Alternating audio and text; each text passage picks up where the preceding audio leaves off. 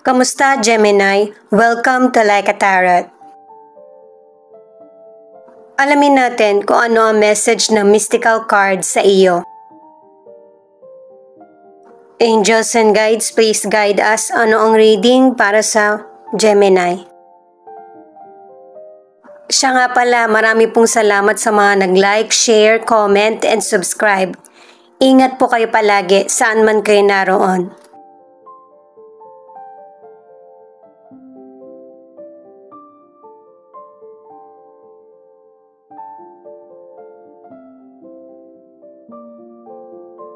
Ibig sabihin nito, kaya ka matagumpay dahil sa makatwiran at saka merong kaayusan, structure, yung mga sinasabi mo or naiisip. May pagka mahigpit ka rin pero marunong ka namang makisimpatya. Itong justice ay connected sa the emperor, na sinusuri mo muna yung mga detalye ng maigi bago humusga. May posibilidad din na ang ilan sa inyo meron kang inaasikaso ng legal. Or ito yung gusto mong mangyari sa sitwasyon mo, na maging malaya ka na at fair at tama ang desisyon. The Hermit, meron nga talagang nilalapitan ka na para mabigyan ka ng tamang advice. Sa tamang desisyon, may magandang mangyayari. Itong card naman na ito ay meron kang katotohanang malalaman pero ang hirap pakinggan. May posibilidad na masaktan ka kasi katotohanan yung malalaman mo. Pwedeng patungkol sa family mo, sa anak mo, sa kaibigan o kaya sa person mo. Pero wag kang mawawala ng pag-asa kasi isipin mo na yung mga nangyayari sa iyo ay merong magandang dulot sa buhay mo. Meron kang kailangan tiisin at saka hindi naman yan bago na sa atin. Kahit naman kanino. Nangyayari yung pagtitiis para malagpasan yung hirap at happiness na yung maging kapalit. Susubukan yung kabaitan mo at pananampalataya sa Diyos. 2-0. Stay true to the vision you have for the future and know that optimism is justified. Pareho lang din sa sinabi ko, pero kailangan mo makipag-compete para maging pabor ang kapalaran. 777. You are on a rapid journey to grow spiritually. Kailangan mo mag-obserba at saka hintayin yung tamang pagkakataon.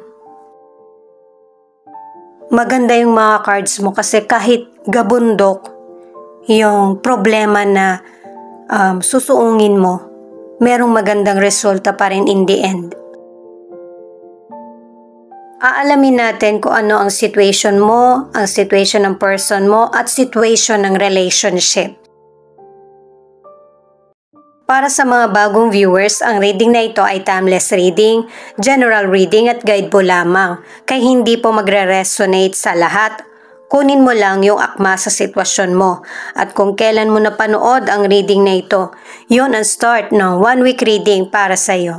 Ikaw na bahala magpalit kung si person mo ito o ikaw. Ito yung card mo, the Hangman or the Hangwoman. Ang message ng card na ito sa iyo ay kailangan mong maghinay-hinay at saka mag-isip ka muna bago umaksyon sa situation.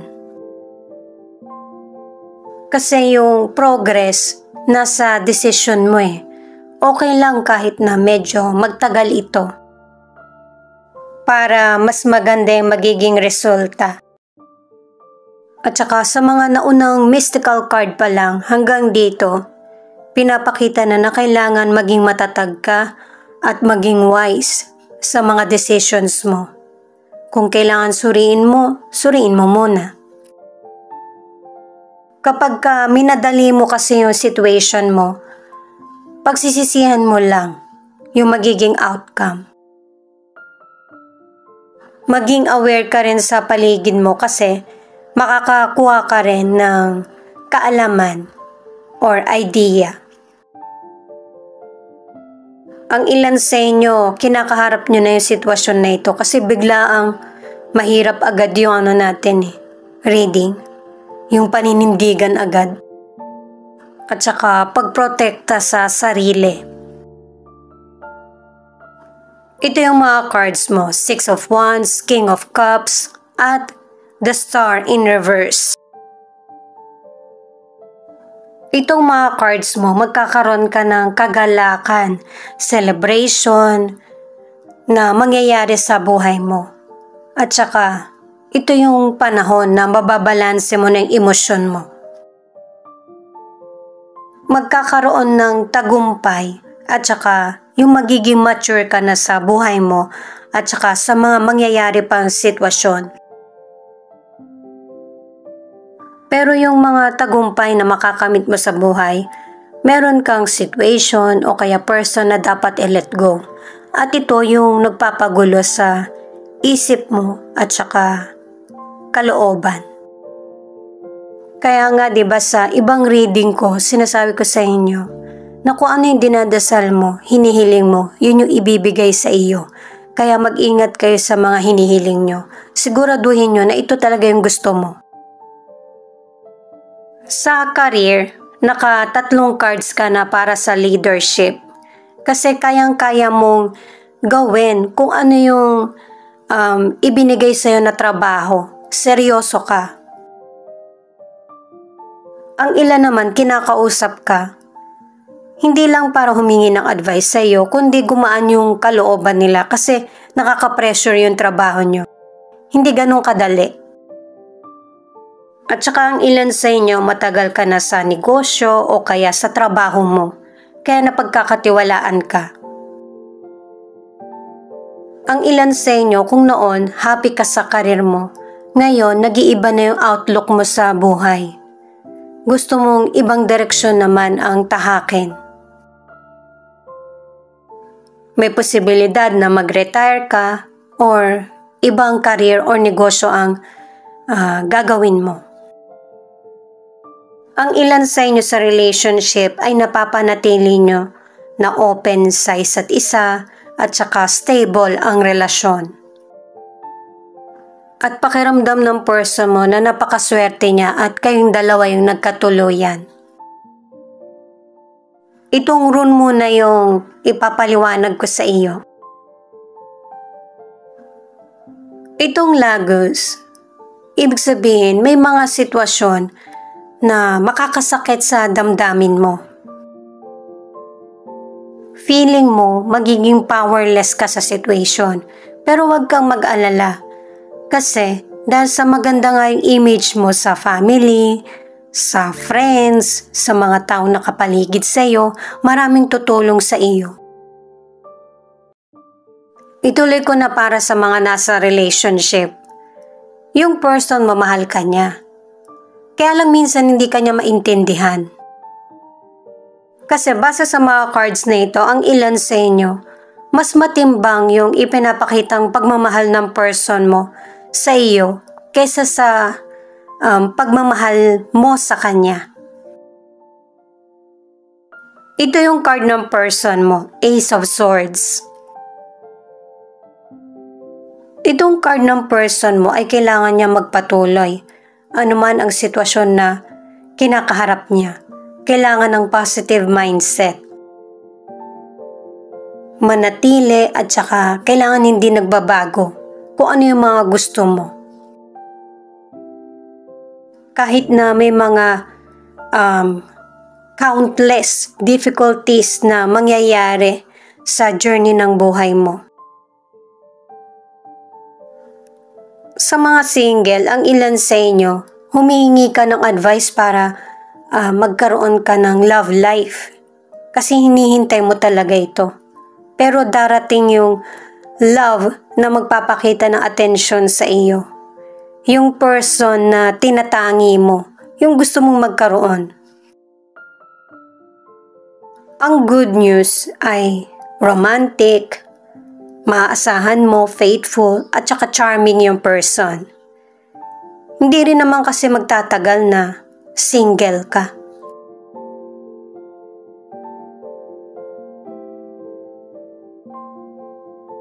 Ten of Wands, Two of Wands, at Queen of Cups in reverse. Pinapakita sa cards ng person mo na marami siyang responsibilidad. Binibigyan ka ng pagkakataon ng universe para magdesisyon at bigyan ng aksyon yung situation mo. Ang ilan sa inyo dahil sa nai-experience mo na ito, marami kang iniisip, lalo na kung ano yung gusto mo at saka kung ano yung dapat. Sa financial, ang ilan sa inyo, may magandang kita na darating sa iyo at simulan mo na unti-unting mabayaran yung mga nahiram mong financial. Ang ilan kasi sa inyo, may posibilidad na palawakin mo yung negosyo mo or yung karir mo ay may magandang kita. Ang warning ng mga cards dahil sa sobrang hectic ng schedules mo, nakadalawang cards ka na, kailangan mong i-manage yung oras mo. Magiging walang saysay yung magandang kita or magandang trabaho or negosyo kung hindi nasa kondisyon yung katawan mo or isip. Ang ilan sa inyo, dahil sa sobrang hectic ng schedule mo, hindi mo rin mabigyan ng pansin ang love. Ang ibang single naman, hindi mo nabibigyan ng atensyon yung love pero meron kang kakoneksyon. Kumbaga, itong person na to pwede sigurong makarelasyon ko, yung mga ganun ba na sitwasyon. Pero hindi ka palaging nagpaparamdam dun sa potential person, kaya nawawala sa'yo yung oportunidad sa love. Ang ilang single, iba yung prioridad mo eh. Kahit na yung gusto ng potential person ay lagi kang kasama or yung mas makilala ka, hindi mo maibibigay yung ganong atensyon. Itong Ewas in reverse, hirap yung ibang tao na pakisamahan ka or makafit sa mga needs mo or pamumuhay. May mga taong hindi na kinaya, nag-back out, at may ibang person naman na hindi na kayang makisama sa iyo. Iba kasi yung mindset mo kaya mahihirapan ka na makahanap ng taong makakaunawa. At saka umiwas din na makipagtalo sa ibang tao at saka kung meron kang alagang hayop, kailangan yung vaccination niya up to date. Sa mga nasa relationship, kailangan ng give and take sa responsibilidad, kailangan ng effort at balanse. Itong Seven of Wands in reverse ay pinaghahanda ka na merong magiging problema sa relasyon nyo or connection sa person. Pero syempre, yung mga problems or hadlang na dumarating sa buhay mo, yan yung mas lalong magpapatatag sa'yo at saka magpapawise sa mga decisions mo. Bago magbukas yung bagong chapter ng buhay mo, merong huling problemang darating sa buhay mo. Kaya pala, marami nang ibinibigay na advice sa'yo ang mga cards para mag-guide ka at saka hindi ka madala sa emosyon mo. Ituloy ko na para sa mga nasa relationship na kailangan ng tapat yung totoo na pag-uusap sa person mo para kung may problema man, ma-save nyo ang relationship nyo. Maganda yung relasyon nyo eh, kulang lang sa balanse. Ten of Cups, the Empress at Two of Swords. Dito sa relationship na cards nyo, dahil nga sa ang ilan sa inyo nagkaroon kayo ng pag-uusap, nagkaroon ng yung bang kaluwagan sa damdamin, nagkaroon ng emotional fulfillment at saka abundance. Ang maganda pa nito ay pareho nyo nang nababalanse yung sa financial or sa relationship. At saka sa kalusugan ay very positive na healthy ang pangangatawan mo or pangangatawan ng family mo. At saka marami din kayong activities na gagawin, lalo na kung may pamilya ka. Ang warning para sa ilan, kung meron kang health issues, huwag mo tong i-ignore para hindi ka mahirapan, lalo na kapag lumala na ito. Ang ilan kinakailangan ng surgery kasi seryoso yung health problem mo eh. Pero nahihirapan kang magdesisyon. Pero positive yung dalawang cards mo eh, na surgery lang yung paraan para magtagal ang buhay. Sa mga single, naka-4 na cards ka na yung person na darating ay pang long term or pang lifetime partner. Ang ilan na nasa relationship ay nakatatlong cards ka na feeling ng person mo, napakaswerte niya, na ikaw yung naging karelasyon niya. Ang iba naman, single ka man or nasa relationship, nagdadalawang isip ka kung mag-i-stay sa situation or mag-iiba ng direksyon. Itong hagalas ay pangalawang warning na meron talagang matatapos at sisimulan ka. Diba sinabi na nga na may problema na darating?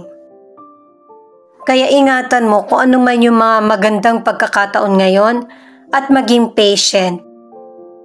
Sumabay sa kung ano yung nangyayari sa buhay kasi yung pagbabago ay improvement.